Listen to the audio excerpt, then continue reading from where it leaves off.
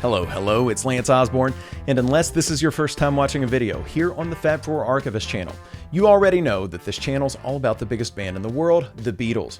Sometimes the videos are deep dive stories, and sometimes they're on the latest news about the band. This is a news episode number 14. There are a few stories that might be worth considering this time around, like Danny Harrison's revival of the Dark Horse record label, or a witty Pete Best tweet. But I'm actually just going to focus this episode on one story, the latest information on the Let It Be / Get Back project. We're going to look at the details on a music industry sneak peek, and then consider the timing of the two new films, well, actually the re-release of Let It Be, and another film that we'll talk about. But before we talk about the new info, let's recap what we do know. I'm publishing this video right after the 51st anniversary of the famous Beatles rooftop gig. This concert was the culmination of the rehearsals that later yielded the Let It Be album and film.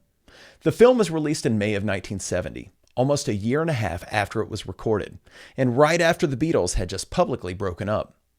The film was directed by Michael Lindsay Hogg, and as most of us know, is anything but a happy-go-lucky look at the band during this era. Unlike the group's other films, A Hard Day's Night, Help, Yellow Submarine, and even Magical Mystery Tour, the Let It Be movie has not seen an official home video release since Laserdisc was a thing.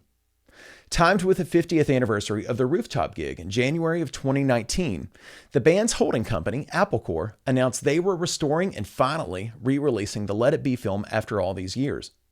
Moreover, they had brought on board Peter Jackson, best known for his epic Lord of the Rings trilogy, to create a new documentary from hours of audio and video that were left unused in the Lindsay Hogg film.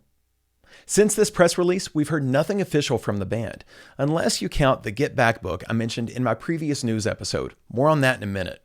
But as for the films, nothing. No release dates, no titles, and no artwork, until last week.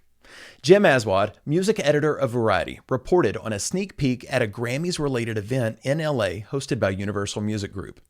Aswad writes that the crowd was asked to not film or photograph what they saw.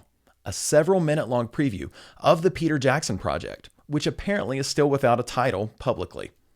Amid performances by Louis Capaldi and Billie Eilish, Apple Corps CEO Jeff Jones took the stage, and he gave the audience some background on the project, saying, "We have created a brand new film that will attempt to bust the myth that the Let It Be sessions were the final nail in the Beatles' coffin." Aswad writes that the clip is light, fun, and funny, and shows the group rehearsing some Abbey Road tracks.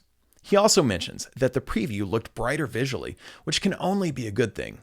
We know it was dark in Twickenham, and even the outside stuff is from a cloudy, dreary day. I'm looking forward to seeing what Peter Jackson and his team have been able to come up with here. The first news release from the Beatles on this project said they would bring the footage to a quote pristine standard. Jim Aswad ends his reporting with a thrilling statement for people like you and me, saying, "On the basis of this clip, Beatles fans will lose their minds over this film." The projects, both the Let It Be restoration and the new Peter Jackson film, are still without a release date, so let's talk timing for a minute. And all this is pure speculation, so chime in with your thoughts down in the comments below. So let's start off. If we revisit that 50th anniversary mark, which has pretty much been a target for all recent box set releases from the band, here's what we know. The album originally came out on the 8th of May 1970, and the Let It Be film was released on May 13th in the US and a week later in the UK. If Apple is indeed using this as a mark, a release for the new project in sometime mid-May makes sense. But there's a hitch. A hardcover book that's apparently an official companion to the project was recently listed for pre-sale on Amazon, and its release date is October 15th of this year. For more on that, check out my previous episode of Beatles News. Revisiting the original press release about the Peter Jackson film, while it doesn't list a release date, it does say the new documentary will come out before the re-released Let It Be. So knowing the way marketing works, the Beatles / Apple / Universal, these guys want multiple sales cycles since they have two products to release. This makes sense. They've waited almost 40 years to re-release Let It Be, and they're not going to let it rot on store shelves. It's actually really smart to spread out these releases.